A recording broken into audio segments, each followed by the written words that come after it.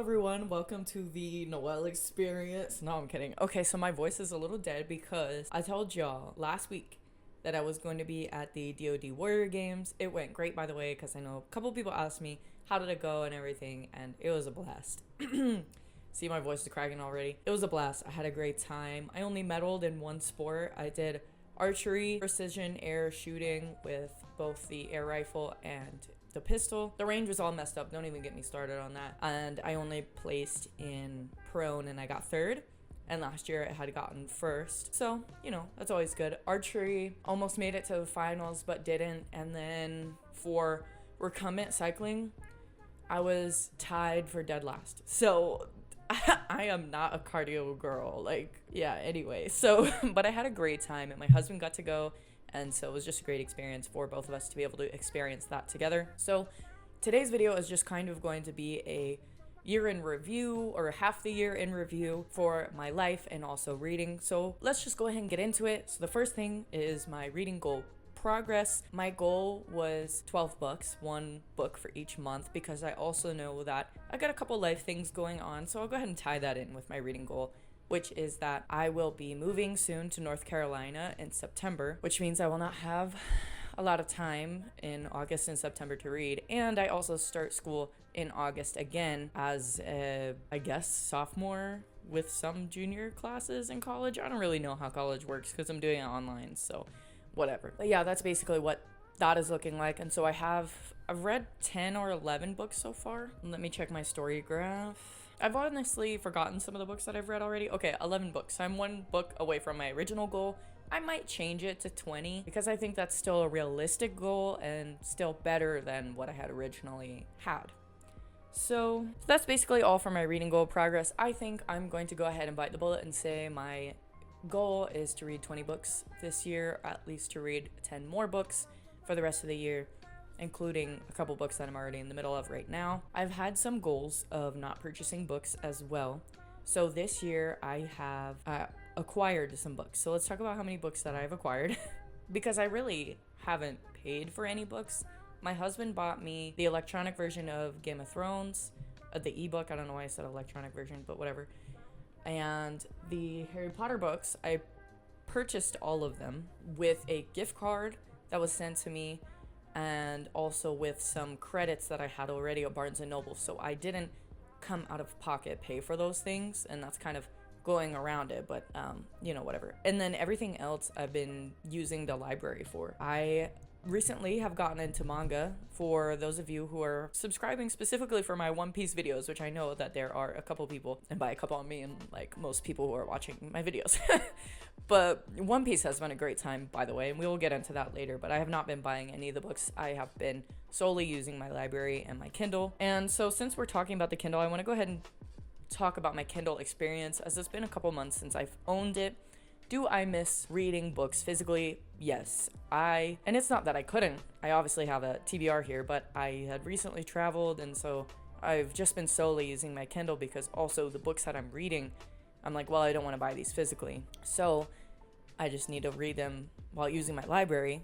And the original goal of the library was to get the books that I own physically also and kind of be able to read them in tandem, physical and Kindle and all that, which when it comes to annotating can be very difficult because one of the downsides to the Kindle is when you do highlight, it's very hard to tell where that highlight actually is in the physical book. And I've noticed that with Harry Potter. So if you want to annotate a book, just stick to either going fully physical or fully electronic, because it is very difficult to go back and forth, which I did with Harry Potter and the Goblet of Fire, which was a choice because it was kind of difficult, not going to lie. I got this from Disney, and I got this chocolate frog from Disney, by the way, if you guys were interested. Probably not, but I wanted to add that in there. For the rest of my Kindle experience, it's just been good. Honestly, I've just been enjoying it. I've been able to read in a lot more different places and read at night with a lot less eye strain, and just read in general with a lot less eye strain. I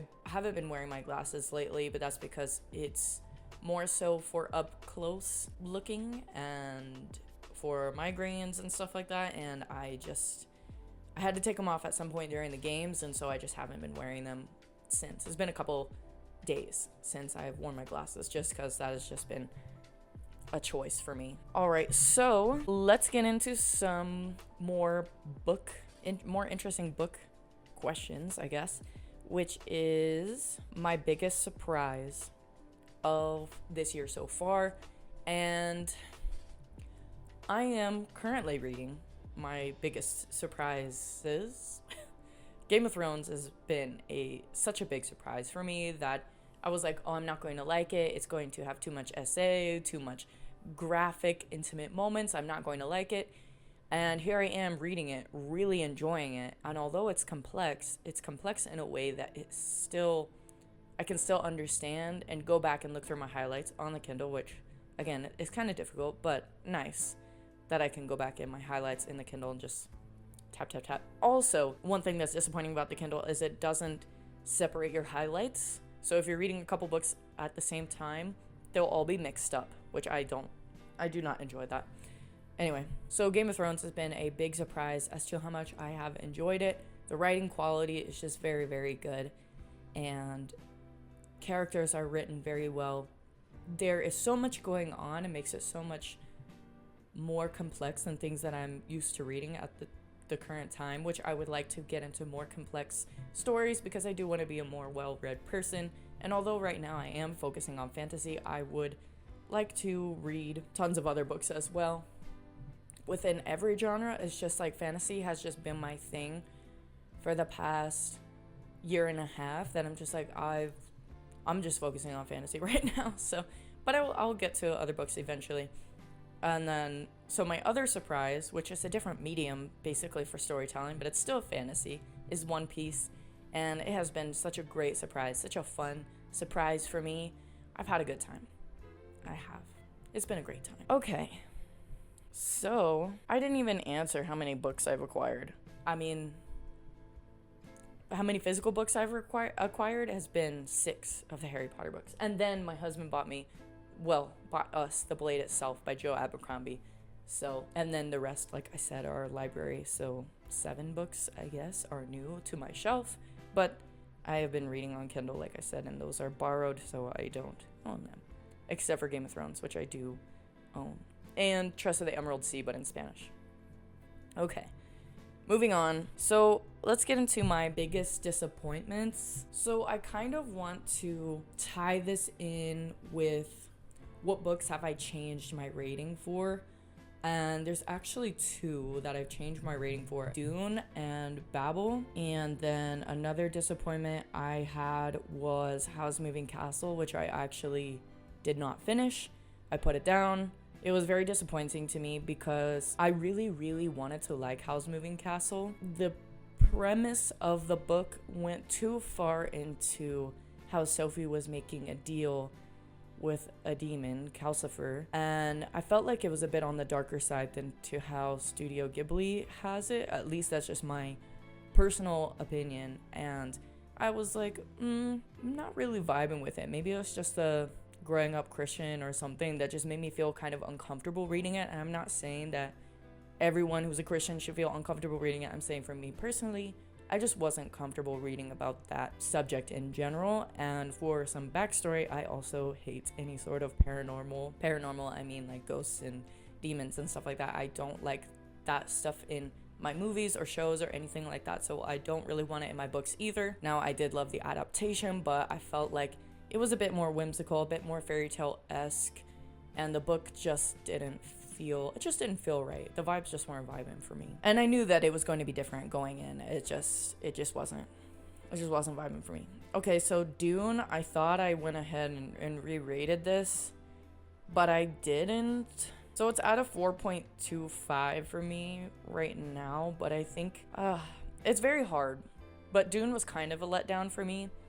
And I kind of tried to rate subjectively and objectively at the same time. So Dune, I was reading it and very confused. I knew I was going to go into it and be confused for about 50% of the book, and then the other 50%, I don't know if it was just the time I was reading it or what, but it was kind of like I was just ready for the story to be over, and it felt super long.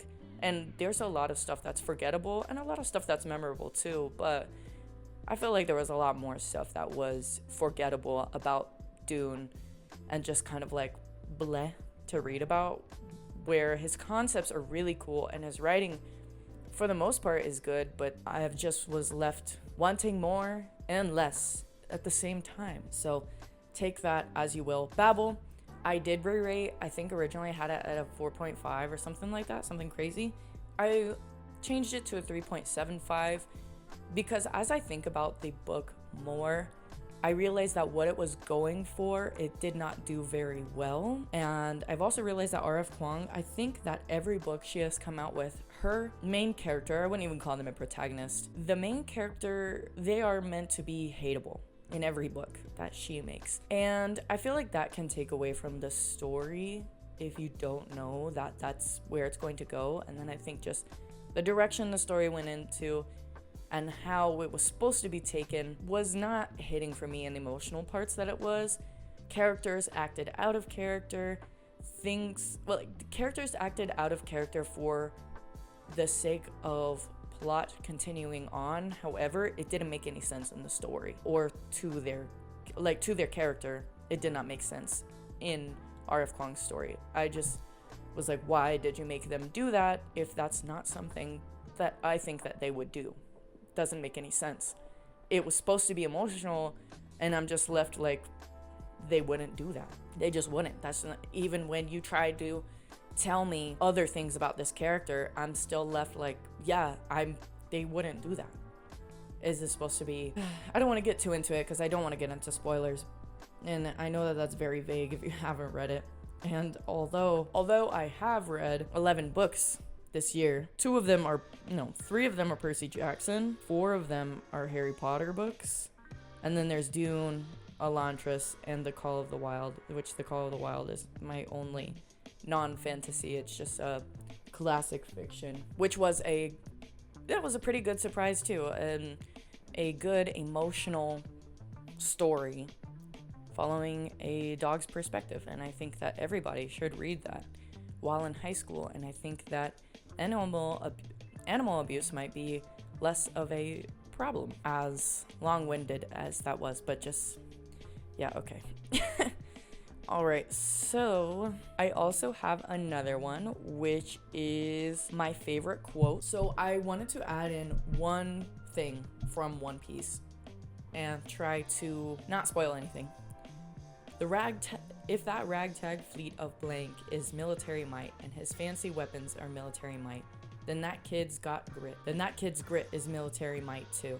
Even a man bristling with powerful weapons can be skewered by the spear of blind grit. I really like that. I mean, maybe it makes more sense in context, but I thought it was a very good quote about just the type of pirate you need to be in One Piece to survive. Okay, so then I have got like one quote from Harry Potter and then multiple from, so this is going to be quotes and descriptions, so multiple from Game of Thrones, because Game of Thrones is just written so well. There's just so many good quotes and descriptions, and I want to try to not spoil as best as possible. I don't know the very beginning of this quote, but I think it's his skin is like weathered wood by someone who had only the vaguest idea of what human faces are supposed to look like and was none too skilled with a chisel. I don't know, I thought that description was really cool. Okay, and then there is 2 quotes here. If you would take a man's life, you owe it to him to look into his eyes, hear his final words. And if you cannot bear to do that, then perhaps the man does not deserve to die. A ruler who hides behind paid executioners soon forgets what death is. And that's 2 separate quotes there. The next one. Some old wounds never truly heal and bleed again at the slightest word. I feel that. Death is so terribly final, while life is full of possibilities. My mind is my weapon. My brother has his sword. King Robert has his warhammer, and I have my mind. And a mind needs books as a sword needs a whetstone, if it is to keep its edge. She lifted her face to the spray, as if the brisk wind will blow the memories away. Why is it that when one man builds a wall, the next man immediately needs to know what's on the other side? And then the last one, oh, it's not the last one. 2 more, I think. Yes, 2 more. Let them see that the words can cut you, and you'll never be free of mockery. If they want to give you a name, take it, make it your own. then they can't hurt you with it anymore. And then the next and last one is know the men who follow you, she heard him tell Rob once, and let them know you. Don't ask your men to die for a stranger, which I love that quote. Loving Game of Thrones so far. I mean, honestly, this reading year has been pretty good. If we want to recap and see all the books that I've read so far this year, it is Harry Potter and the Sorcerer's Stone, which I finished January 7th and rated a 5-star. The Call of the Wild by Jack London, which was a 4-star, and I finished that January 18th. The Titan's Curse, Percy Jackson and the Olympians, number 3. I did not know what to rate this one. Still haven't rated it. I don't know. I still haven't rated that. It's probably like a 4. The Battle of the Labyrinth, Percy Jackson and the Olympians, number 4. That was a 5-star, no question. Finished that February 4th. The Last Olympian, which is the final book in that series, I rated it a 5 and finished it February 9th. Elantris, the book in which I ranted about because Brandon Sanderson kept mentioning Serena's height for absolutely no freaking reason, and it just made me mad. And I literally punched this book because I was getting so angry. I was like, why are you mentioning her height so many times? It literally did not matter at any point during the book. And he mentioned it probably like 87,000 times. So, but that book was a 4-star. I liked the concepts that were in it. It felt different. It felt like a dystopian within a fantasy world, which I thought was pretty cool. But, you know, the main villain was not fully fleshed out, so there were parts to a story that I was kind of like, meh.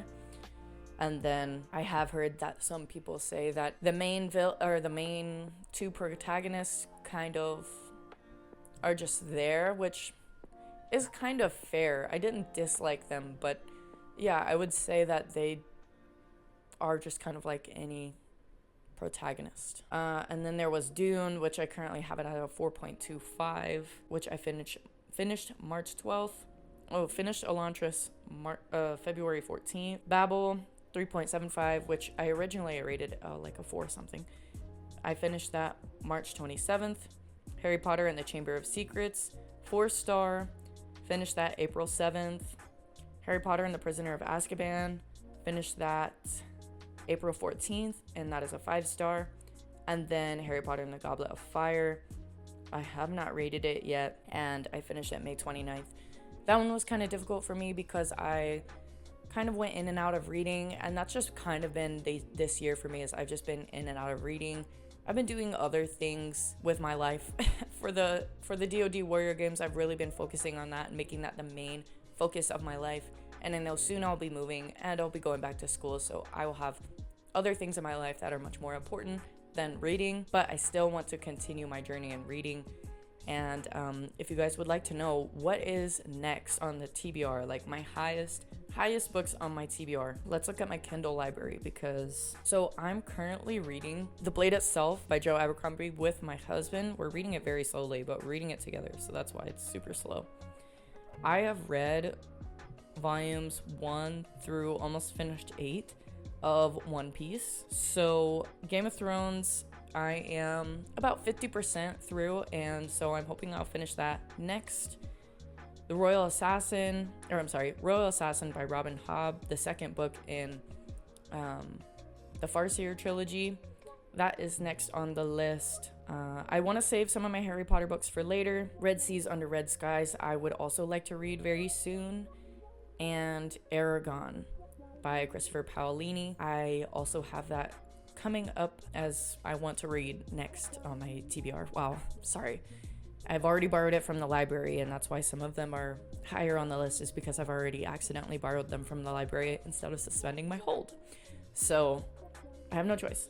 And then I would also like to read The Fall by Ryan Cahill this year, which I don't think I have mentioned on my channel at all, but I do want to read that book because it is a novella. It's only like 90 pages or something like that.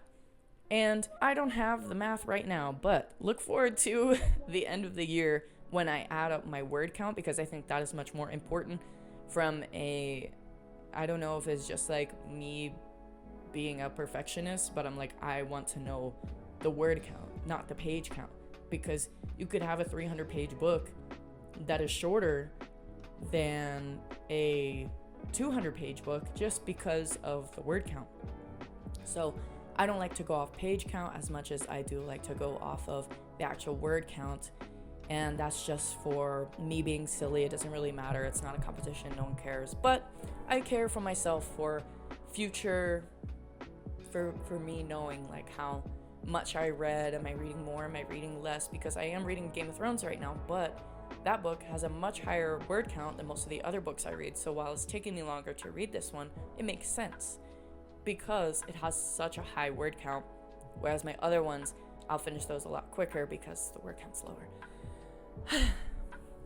I am still so dead from the competition, and like I said, I had a wonderful time, and so I just wanted to kind of make an easy, light video for today, just talk about, my goals. So officially my goal is to read 10 more books, and that does not include my manga. I just don't include that in there. Why? When it's a lot shorter, it's a lot quicker to read, and I have been focusing on that and Game of Thrones. So that's why I've not finished any novels since May, the end of May. Oh gosh. Yeah, I've just been reading slower, but also the word count thing. Anyway, let me know what y'all thought of today's video. Let's make this video a very conversational video in the comments, so just let me know any more questions that you have and I will answer them. I try to respond to every single comment that I get, whether it's just a thank you or we go out into a full conversation. I will appreciate whatever you have to say down below. And yeah, God bless. Let me know what y'all's reading year has looked at. How many books have you read? What's your word count? Favorite books, most disappointing, most surprising, favorite quotes. As long as we're not spoiling anything, just let me know everything down below, and I appreciate all of you guys being here. Thank you.